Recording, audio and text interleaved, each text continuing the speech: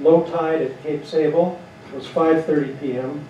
and it was about 4 hours away from Shelburne.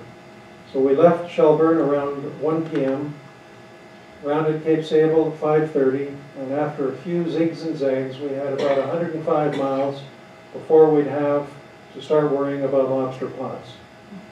In this picture, you have the lighthouse at Cape Sable at the south end of the island. And you can see how fortunate we were with the sea conditions.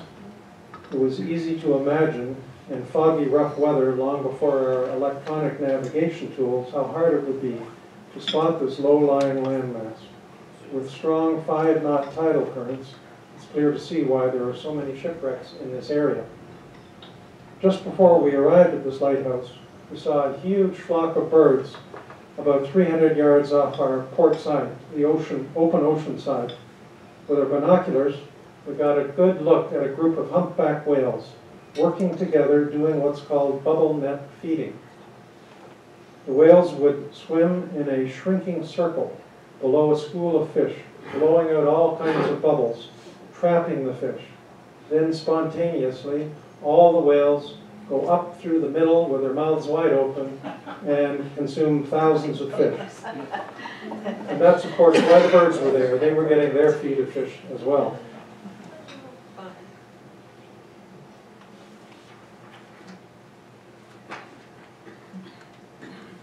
So most of that straight run of 105 miles I mentioned, it was completed at night.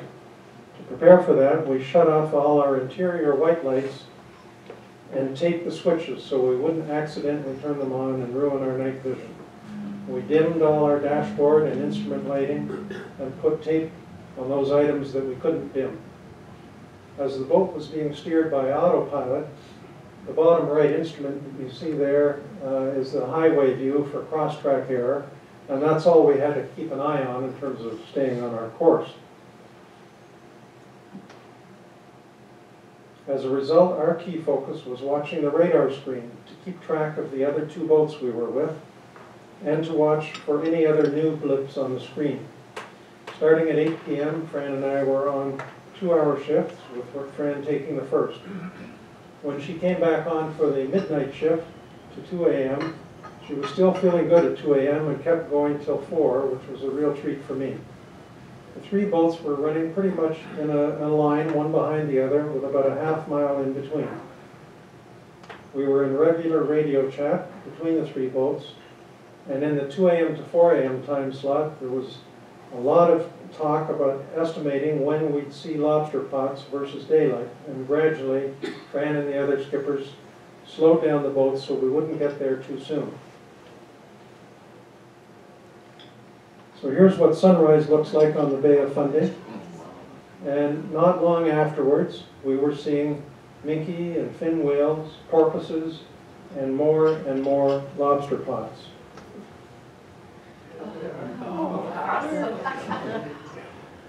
For the next 2 hours, the lobster pots made a straight course impossible. It was hand steering back and forth to miss the lobster pots while trying to generally keep going in the direction we wanted. There was no such thing as an open channel here. The lobster pots are everywhere.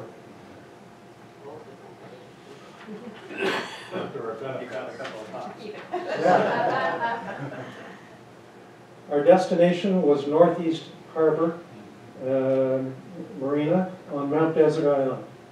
We had heard good reports about the location, and the facilities were ideal to get some prep work done before haul-out.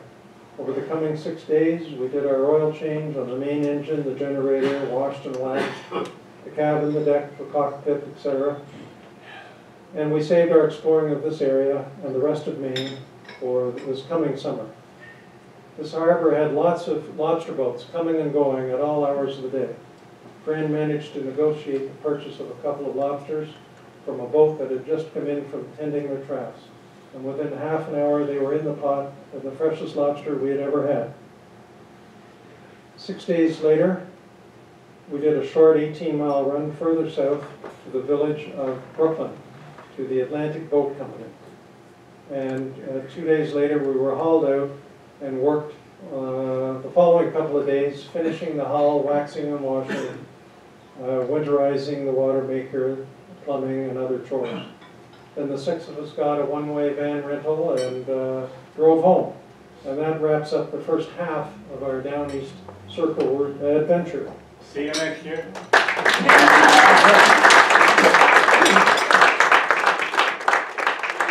So that's our blog site if any of you are interested, or Diane can email it to you later. You say the names of the boats. People name recreational tugs usually with a play on the word tug. So, So our boat, you saw in one of the photos anyway, is called Tug'N, T-U-G''N. So it's the activity of being out on a tug. It's Tug'N. The other Nordic tug, as David particularly likes, it's called Sir Tugly Blue. The owner is originally from England, and he and his wife immigrated to the U.S. about 40 years ago, but couldn't resist that one. And the third boat is not a tug. It's a Nordhaven, but it's called Wings because the first owner was a pilot with the Coast Guard, U.S. Coast Guard. Are there any other comments or questions? Yeah, I'd love to answer any questions you have. You don't talk about any problems where along this whole route. Are you just not talking about the one where you somewhere over The really only significant problem that caused some delay was Sir Tugly Blue. Their dinghy got a crack in the hard bottom of the inflatable, and they were looking to have it replaced under warranty, and wasted quite a bit of time on that activity, and ended up temporarily repairing the hull in Quebec City.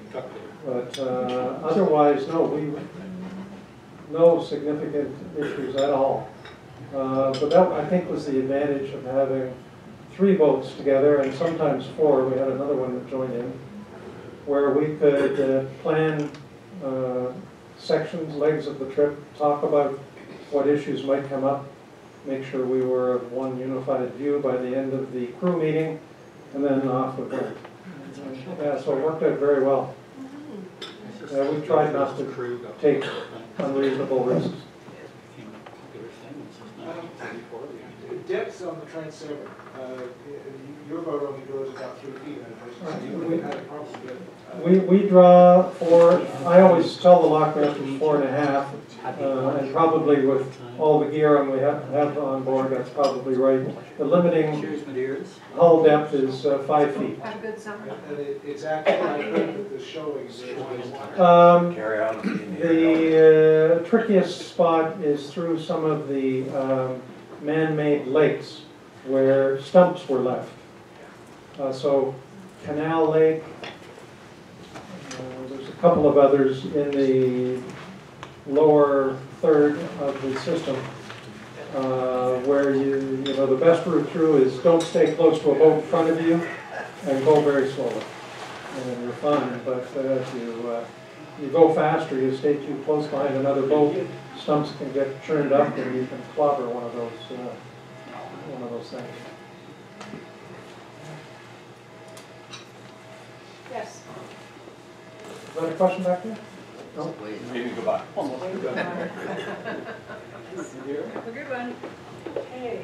Well, thank you so much, Stephen and Fran. I know that you must have had some behind the scenes to do with this, and also I really appreciated the talk about the history in the areas that you were. I know many of us have sailed this route. I can't say that I have myself, but I saw places that I had never seen before. Beautiful. We are so fortunate to be in Canada. And the immigration was interesting. I want to read a little bit more about that. So I have a little token of our appreciation here. Thank you both so much. And wear it with pride. And I need just a minute. Here we are. I need my glasses and my notes. Next year, October 18th, we start up again. And Judith and Aubrey Millard will be continuing their Living the Dream series with part number 5, and they will be going up the west coast of British Columbia, up to Clackett Sound and parts north. So I'm looking forward to having them back. A reminder about the excursion on June the 21st. You did receive an email, and if you didn't, please let me know. I know of at least one person who didn't get the emails. We are struggling with that a little bit. It seems to be better now that I send it out in 4 lots instead of 1. I'd also like to, they're hidden away now, but I'd like to thank the staff who have served us over the year. I think they did a fine job. The food I thought was really good, and if you have any other comments about that, please let me know, because I will be speaking with Vivian Rutledge in August about what's going to happen next year. I hope we won't see a pipe price raise. We might, but we'll keep our fingers crossed that we don't. And I wish you all just the best of summers. Enjoy your time on the water, if that's indeed what you're going to be doing. And if you have any thoughts for speakers, let me know. I've got a huge list, and I'm filling it up now, and we'll try and get that out in September. And with that, pipes out. Thank you.